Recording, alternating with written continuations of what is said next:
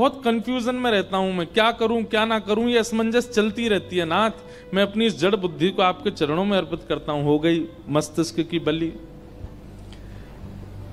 किसी और के श्रेष्ठता पर ईर्ष्या आना, ये भी एक दोष है। ये मानवों में नहीं होते, ये सारे दोष होते हैं जानवरों में, और यही दोष जब हमें आ जाते हैं तो हम ही जानवर बन जाते हैं। उनकी बलि चढ़ाने का प्रावधान किया गया है। इसलिए इस बलि प्रथा को समझिए। और ये बलि प्रथा अब है नहीं, पहले बीच में लोगों में कहीं ना कहीं से आ गया था कि करना आवश्यक है, पर नहीं। कुपुत्रो जायेत क्वचिदपि कुमाता न भवति। पुत्र कुपुत्र हो सकता है, मां कभी कुमाता नहीं हो सकती। आपकी मां है, मेरी मां है, वो जगदम्बा, उस जीव की भी तो मां है जिसकी आप बलि चढ़ा रहे हो। क्यों चढ़ा रहे हो? नहीं चढ़ाना। फिर कल किसी ने धन्यवाद कहा है कि आपने मांस के लिए कहा महाराज जी, पर लोग बाग मानते नहीं है, अध-बध करके पाते हैं। पाएंगे तो पाने दो, हमने जो बताया वो सब होगा, निश्चित होगा। फिर किसी बहन का ऐसा भाव है कि पतिदेव बहुत त्रास करते हैं, पीड़ा देते हैं पत्नी को, और बाहर दिखावा करते हैं भक्ति का। बाहर तो ऐसा प्रदर्शन करते हैं सबके सामने कि वो परम भक्त हैं, पर घर आते हैं तो पत्नी को मारते भी हैं, पीटते भी हैं, डांटते भी हैं, और कई जगह और भी बहुत कुछ लिखा। मैं तो सुन के ही मेरा हृदय थोड़ा सा कांपता है ऐसे भावों को। ये दोष है, और ये दोष नहीं है, ये राक्षसत्व है।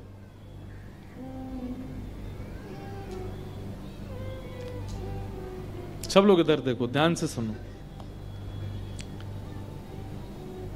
आप जैसे हो वैसे अगर अपने आप को नहीं रखते हैं, अपने ऊपर एक आवरण चढ़ा लेते हो, एक मुखौटा पहन लेते हो, ये मुखौटा पहनने वाला काम कौन करते हैं? ये सब राक्षसी तो करते हैं। पूतना अत्यंत कुरूपणी, अत्यंत राक्षसी, अत्यंत दुष्टा, लेकिन ठाकुर जी के पास जब आई तो अत्यंत सुंदरी बन करके आई। हमारी बात मान लीजिए, एक पापी व्यक्ति जो कभी मंदिर नहीं जाता, वो उससे श्रेष्ठ है जो रोज मंदिर जाता है लेकिन अपने पत्नी, बच्चे और परिवार के साथ दुर्व्यवहार करता है। वो ठाकुर जी कम से कम ऐसा विचार तो करते होंगे, वो कम से कम पाप करता है, मेरे सामने तो नहीं आता।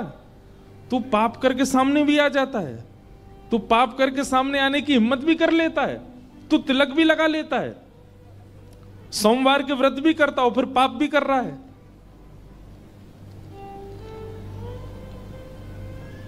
ऐसों से तो ठाकुर जी प्रतीक्षा करते हैं कि तेरे प्राण तो निकले एक बार, तू आ मेरे पास, फिर बताऊं तुझे। ये रौरव नरक और 28 प्रकार के नरकों में अधिकतर उन्हीं लोगों को डाला जाता है। लेकिन हमारी जिन बहन का ये भाव है, भगवान करे कि आपके पतिदेव का व्यवहार सुधर जाए, उनके मन में ऐसी भावना ना रहे। पतियों को चाहिए अपना स्वरूप समझिए। आजकल बहुत कुछ सुनने में आता है, मैं तो न्यूज ही नहीं देखता। कहीं पर काट काट करके पति को उसमें डाल दिया डिब्बा में, कहीं पर पत्नी के साथ में कुछ गलत कर दिया, उसको सूटकेस में बंद कर दिया। क्या हो गया है हम लोगों को? पहले तो दूसरों के साथ में ऐसा करते थे, अब तो विवाह 7 फेरे करने वाले एक दूसरे के साथ ऐसा कर देते हैं। हम जैसों को तो ब्याह से डर और लग रहा है अब क्या करें। बात हंसने की तो वैसे हो गई है, लेकिन हमें विचार करना चाहिए कि हम लोग, ये पता है अधिकतर कैसे लोग करते हैं ऐसे काम? जिन्होंने कभी किसी गुरु का आश्रय नहीं लिया, जिन्होंने कभी सत्संग नहीं किया, जिन्होंने कभी ठाकुर जी के मूल रूप, मूल भक्ति को जीवन में आश्रय नहीं दिया। कोई व्यक्ति अगर जीवन में भक्ति को ला चुका होगा, कथाएं श्रवण कर चुका होगा, नेत्रों से अश्रु प्रवाह करके ठाकुर जी को एक बार याद कर चुका होगा, किसी न किसी रूप में उसके चित्त को विट्ठल ने स्वीकार कर लिया होगा, वो कभी इस प्रकार की क्रिया में नहीं आ सकता। अरे भैया, हम तो तुकाराम जी का चरित्र सुनते हैं, जहां पर उनकी पत्नी तुकाराम जी से कहती है, जाओ ये इतने सारे गन्ने किसी ने दिए हैं, इनको बांट आओ, कुछ रुपया मिल जाएगा तो घर में अनाज बनेगा। तुकाराम जी लेकर के खूब सारे गन्ने निकल पड़े। रास्ते में बहुत सारे बच्चे मिल गए, तुकाराम जी बोले वाह। अब उस समय टॉफी तो होती नहीं थी, कैंडी तो होती नहीं थी, चॉकलेट तो होती नहीं थी। बच्चों के लिए मिठाई के रूप में या तो गुड़ है या गन्ने हैं। गन्ना देख करके बच्चे उछलने लगे, गन्ना दे दो, गन्ना दे दो। तुकाराम जी बोले अरे छोटे छोटे बच्चे, लो बेटा। एक एक सबको बांटते गए, सिर पर रख के ले गए थे। सब बच्चों में बांट दिए, एक बच्चा लौट करके घर आए। पत्नी ने कहा सारे बिक गए, बस एक ही बच्चा। बोले नहीं देवी बिके नहीं, बच्चे मिल गए, मैंने बांट दिए सब में, अब ये एक ही बच्चा है। और मैं तो बड़ी चिंता में हूं क्योंकि घर में खाने वाले हम 2, गन्ना बचा 1। पत्नी को आया गुस्सा, बच्चों में बांट दिए सारे? बोले हाँ। ले करके गन्ना महाराज घुमा के उनकी पीठ पे मारा। तुकाराम जी महाराज ने जैसे ही देखा तो गन्ने 2 हो गए, बीच से टूट गया। तुकाराम जी बोले वाह वाह वाह वाह देवी, तुम तो बड़ी बुद्धिमान हो हैं। मैं तो इतनी चिंता में था कि अकेला गन्ना हम दोनों कैसे खाएं, कहीं हमें लड़ाई नहीं हो जाए। तुमने बहुत बढ़िया किया, 2 टुकड़े, ये लो, एक तुम्हारा एक मेरा। पत्नी बोली भाग जाओ यहां से। वो पत्नी के क्रोध को भी कैसी सहजता में स्वीकार कर लेते हैं। हम तो ऐसे तुकाराम जी का चरित्र सुनने वाले, हम तो कबीरदास का चरित्र। श्री कबीरदास जी की पत्नी कैसी थी पता? तुकाराम जी की जैसी पत्नी, बिल्कुल इसकी उल्टी कबीरदास जी की पत्नी। मतलब वो इतनी आज्ञा मानती थी, इतनी आज्ञा मानती थी कि कबीरदास जी अगर यूं कह दें कि अभी दिन हो रहा है तो रात्रि में वो चंद्रमा को दिन ही मान लेती थी। ऐसी आज्ञाकारी पत्नी कबीरदास जी की। कबीरदास जी महाराज दिन की दोपहरी में धूप निकली हुई है और अपनी पत्नी से कहते हैं सुनो, दिया जला के लाना, थोड़ा सुई में धागा डालना है। अरे भाई दिया जला करके तो तब देखा जाता है जब अंधेरा हो, पर दिन के दोपहरी में वो कहते हैं अपनी पत्नी से कि दिया जला के लाओ, सुई में धागा डालना है। और उनकी पत्नी विचार नहीं करती, तुरंत ले आती है। ऐसी अनुकूल पत्नी मिली किनको? कबीरदास जी को। और बिल्कुल प्रतिकूल पत्नी मिली किनको? तुकाराम जी को।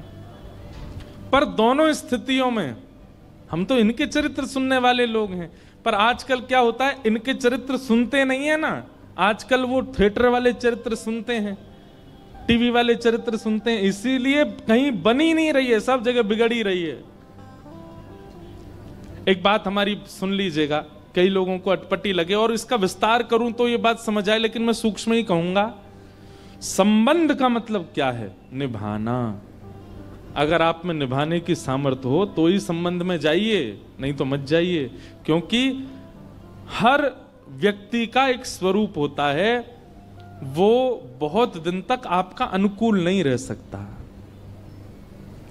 आप घर में पत्नी बच्चे तो बहुत दूर की बात है, काम करने वाले किसी व्यक्ति को भी लाएंगे ना तो शुरुआती के 5 दिन अच्छा लगता है, वो 6वें 7वें दिन से उसमें भी कमियां दिखने लगती हैं। गाड़ी चलाने वाला ड्राइवर रखते हैं ना, 1 महीने बाद उसमें भी कमी दिखने लग जाती है। बाहर वॉचमैन रखते हैं, उसमें भी कमी दिखने लग जाती है। पत्नी तो बहुत ज्यादा समीप रहने वाली है, उसमें कमी क्यों नहीं दिखेगी? दोष सब में है, आप में भी है। इसलिए कई बार दोषों को स्वीकार कीजिए, लेकिन इस प्रकार का अगर अपराध है जिस प्रकार का इन्होंने लिखा है, इस अपराध में पहले खुद विचार कीजिए, कहीं हम गलत तो नहीं है। और अगर हम गलत नहीं हैं, हमारा व्यवहार, हमारा विचार बिल्कुल भी ऐसा नहीं है, तो फिर सामने वाले के लिए प्रार्थना करो ठाकुर जी से कि वो सुधरे, अपना प्रारब्ध मानिए। और बहुत अति हो जाए तो फिर आपका अपना निर्णय है। हम तो एक बात कहते हैं कि पति का शब्द का अर्थ होता है रक्षक। क्या होता है? पति शब्द, जगतपति भगवान को कहते हैं। जगतपति मतलब जगत के रक्षक। रक्षा का नियम निभाने वाला ही रक्षक कहलाता है। अगर पति में रक्षक का कोई गुण नहीं है, ना वो पत्नी की रक्षा करता है, ना बच्चों के बारे में ध्यान करता है, ना कुछ, तो फिर ऐसे रक्षक के साथ कैसे निर्वहन हो? लेकिन बहुत विचार करके इस पर आगे बढ़िए। और जिनका विवाह नहीं हुआ है वो लोग पहले ही कमर कस लीजिए कि भाई जीवन